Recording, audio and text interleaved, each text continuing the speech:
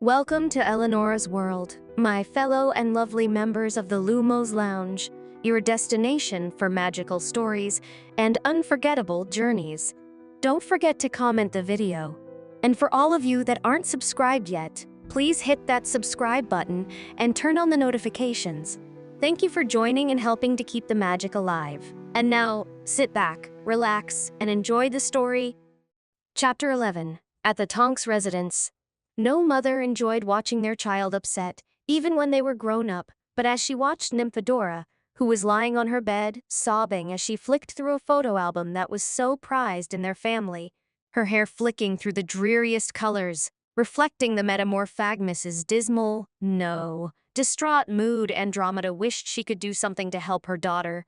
But Andromeda was hardly in the best frame of mind to help. Andromeda was too torn to really be there for her daughter, instead standing in the doorway, half torn. Today had turned out to be painful. Not only had the Dark Lord died, which was a celebration in itself, but now the magical world was free from the blight of the Death Eaters. Right now, there were millions of parties taking place all over the country, celebrating their deaths. Dumbledore didn't like that. The old wizard, fool, had continually preached the Death Eaters should be forgiven, but sadly, very few in the greater magical world were prepared to listen. Too many people had died because of the Death Eaters. The Death Eaters and the Dark Lord had cast a long, bloody shadow across the British Isles, and when the Dark Lord announced his return not so long ago, after having a long time to gather his strength and his armies, the wizarding world had been torn apart. Many lives were lost. Many families had been ripped to bits, children murdered and orphaned. The ministry was compromised, especially when it was run by someone as cluelessly stupid as Fudge, who was a puppet manipulated by both sides and forced to commit actions which would either help or hinder the other side. For a long time, Andromeda had been frightened of a single event. For a healer, especially one who suffered from the stigma of having come from a family who many considered to be compromised of Death Eaters, that was hard enough. But no. She was dreading hearing the news of her sister Bellatrix getting out and once more delighting in killing more and more people, subjecting them to the torture curse, cackling insanely the whole time. Andromeda had died every single time she had heard the news of what her sister had done, wondering what happened to her sisters to make them into the people they had become. When they were kids, Narcissa and Bellatrix had been proud of their heritage, but they had never been Death Eater brides. Narcissa had loved charms and loved enchantments, and Bellatrix had been an aspiring duelist and transfigurer and rune savant. She had been reckless, a bit mad, but never a murderer. And then their father had betrothed them to scum that would go on to become top members of the Dark Lord's inner circle. And then, they both changed. Narcissa had gone from a kind-hearted, cheerful girl to a cold trophy wife, gone to the point where Andromeda didn't even know her anymore. Although she had hope with Lucius gone, she would come back, and Bella was twisted into a monster. And now Bellatrix was dead. Lucius was dead, and Andromeda was unsure how to feel about that. She'd gotten away and married Ted before her bastard parents had ruined their lives, and her sisters hadn't been able to get out of the contracts, so she had no idea what horrors her parents had gotten up to with the Malfoys and the Lestranges. Andromeda was cursing Albus Dumbledore in her mind. Thanks to the man's insane obsession with all things Harry, she and her family, who were perhaps the best candidates in Britain to take care of the orphan when the Dark Lord murdered Lily and James, were denied access, and they were threatened by Dumbledore, who applied all of his political power to keep them away from Harry. But Andromeda was a black, even though she had discovered, unlike Sirius, who was simply too stupid to bother looking properly into his own disownment. She hadn't formally been disowned, she had just been kicked out. But her influence was limited, and she wasn't able to undo the chains Dumbledore had wrapped around Harry. But she hadn't given up. And now Andromeda had the proof. Proof that Albus Dumbledore had ruined Harry's life even long before the poor child had been thrown into Azkaban. The old fool had just stood back while the whole ministry, led by that moron Fudge, led that barbarous witch hunt, perhaps one of the most insulting things any witch or wizard could even utter, never mind think, against Harry. Harry had been abused, mentally and physically. His childhood of love under Lily and James was torn away and replaced by hatred and anger, aimed his way by two filthy muggles. Just because she loved Ted and enjoyed some aspects of muggle culture, thanks to her more open-minded nature, as opposed to Narcissa and Bellatrix, did not mean she was automatically a fan. Andromeda was not ignorant, since she knew how cruel muggles could be, especially towards muggle-born witches and wizards. Even if Dumbledore and so many others preferred sticking them until he had become apathetic towards his own parents' memories, stunning dozens of people. Andromeda, once she'd gotten over her own shock, realized the magical world was wrong. For years, everyone had assumed Harry would be like his parents, desperate to live up to their memory. But how could he do that if he had never heard anything good about them? Andromeda had kicked herself for not thinking about that before, until she had heard it from Harry's own mouth. What did Sirius and Dumbledore expect? Did Sirius really think turning his back on Harry was a good move? Andromeda knew how Sirius was, but even she was stunned when she heard about what really happened. Once Harry's innocence was proven as well, Sirius had shut down. Andromeda had refused to help her cousin. In her mind, he'd brought it all on himself. Andromeda flinched when she heard a pretty loud, throaty sob coming from Nymphadora. Nymphadora. She came out of her trance, walking across the threshold towards her child, and quickly knelt down. She wrapped her daughter in her arms and looked down at the album. It showed two small children, one an older girl and the other a tiny, black-haired, green-eyed baby. Andromeda closed her eyes, remembering the scene, and she took in the sight of Lily, James, and Sirius, all smiling and waving back at them, capturing the cheer of the moment, despite the utter hell going on outside while their children enjoyed the time together. Andromeda bit her lip as she watched Nymphadora flicking the pages, showing photos of Harry and her sitting in a bed, while the young girl entertained Harry with her shape-changing abilities, photos of their parents playing with them, Lily hugging and playing with Nymphadora, Andromeda playing with Harry, and on it went. "Stop doing this to yourself," Andromeda chided her daughter, trying to keep calm when all she wanted to do herself was find a way of chasing after Harry and do something to repair the damage done. But looking at the cheerful little boy, it was hard to believe that the cold-eyed, angry young teenager with white hair was the same baby. White hair? Merlin, what the hell had Harry gone through to get that? His reaction to Dementors must be horrendous if it resulted in a reaction like that. "I can't help it, Mom," Nymphadora choked out, making Andromeda sigh and hug her tightly.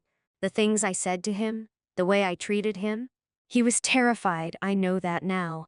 But back then, I was so angry. I thought the little boy who I saw as my little brother was a traitor, a murderer." Andromeda closed her eyes. She was sad to say it, but even she had believed in Harry's guilt, too. "He doesn't know me, Mom," Nymphadora went on. The usually happy and bubbly girl was reduced to a broken wreck of a girl. I hurt him so badly, yelled he was a disgrace to his parents' memories, laughed and jeered when he reacted to the dampening cuffs. And he doesn't want to even know us. Give me a chance to tell him how sorry I am." Nymphadora's lips were trembling and she suddenly wailed. "What have we done? What have all of us done?" she sobbed, throwing herself towards her mother, who held her tightly, and she found herself crying with her daughter. Sob after sob, they sobbed their hearts out together. Andromeda wished she had found a way of defying Dumbledore, and now so many opportunities were gone for good. After an hour, Nymphadora fell into an uneasy sleep, allowing her mother to quietly leave with the help of a silencing charm. As she walked downstairs, she stiffened when she felt the wards go off. Someone was in the house. "Andy? Dora?" Andromeda sighed with relief. She raced downstairs, and she found Ted in the hall. He was tired, looking. His healer robes were messed up and disheveled, and his curly hair was more mussed than ever. "Ted!" She smiled and threw herself into his arms. Ted chuckled and held his wife. He gazed at her in wonder. He had always been scared that she resented him for how she was kicked out of the Black family, but he knew how it felt. Ted's Muggle family had been horrified when they learned he was a wizard, called him freak, rejected him. If a friend's family hadn't taken him in, he would have been helpless. People like Dumbledore didn't care when they claimed to. "This is a lovely welcome," he sighed, but his tone turned gloomy. "I heard the news about Harry." Andromeda closed her eyes. "He didn't know about us, Ted, but he definitely knew Nymphadora, and after hearing what she did, I can't say I'm surprised." Ted looked down. All three members of the family had believed in Harry's guilt, sadly enough. The evidence was simply too great, and the fact they didn't even know the boy had not helped. Andromeda had spent a long time fighting Dumbledore just to visit him, but the old wizard kept refusing, saying it was too dangerous. The old fool seemed blissfully unaware the reason it was unsafe was because he had allowed so many Death Eaters off like they were school children. Ted had lost a lot of any respect he might have had for Dumbledore a long time ago. He had sat back on that gaudy golden throne, which made him wonder if Dumbledore was deliberately milking his own image for all it was worth, ignoring the world slowly going insane. He did nothing to help the Muggleborns like himself, and he had done nothing to curb the junior Death Eaters. "Neither am I," Ted said at last. "Duncan was the healer who examined Harry today. He left upset." "Why?" Andromeda asked with a frown. "Duncan was a popular member of the healer team." Ted sighed. "His daughter, Elise. She burnt every bit of Harry Potter memorabilia when he was sent to prison. Duncan wanted Harry's autograph to make her feel better when Harry's innocence was proven." "I take it Harry reacted badly," Andromeda commented. "From what I saw in the leaky cauldron today, Harry is very angry and he's got a right to be. He came close to lashing out, telling Duncan to tell Elise to get a life and that he wasn't a hero." "Merlin knows how that conversation went," Ted replied. "You met Harry at the leaky cauldron?" Yes. "I was in the courtroom, and I saw memories of his life." Andromeda closed her eyes. "He's a victim, Ted. He'd been abused all his life. That little baby who laughed whenever Nymphadora changed her hair or made her face into a duck is gone. That coward Pettigrew and that monster who twisted Bellatrix and Dumbledore saw to that, and the rest of the wizarding world did not help." "How bad is it?" Ted asked, saying nothing about Bellatrix. He was glad the woman who was so twisted was dead, even if his wife's theories about her bastard family were right. That did not justify the things Bellatrix and Narcissa had done, and he knew there were plenty of people celebrating Bellatrix's death in particular. "It's best if you see for yourself." Andromeda took him to her pensieve. She had liberated it from the Black family before she was cast out. Ted watched his wife as she placed her wand to her temple and withdrew the memory strand. She put it into the pensieve, and Ted quickly stuck his head into the bowl. Half an hour later, he came back out, his expression grim. "Dumbledore and Fudge and the Wizengamot have made a big mistake, Andy. By telling Harry their fears, they might stupidly push Harry to the dark side," Ted said, shaking his head. "I know you're not going to like this, but I think perhaps it would have been kinder to let Harry leave magical Britain.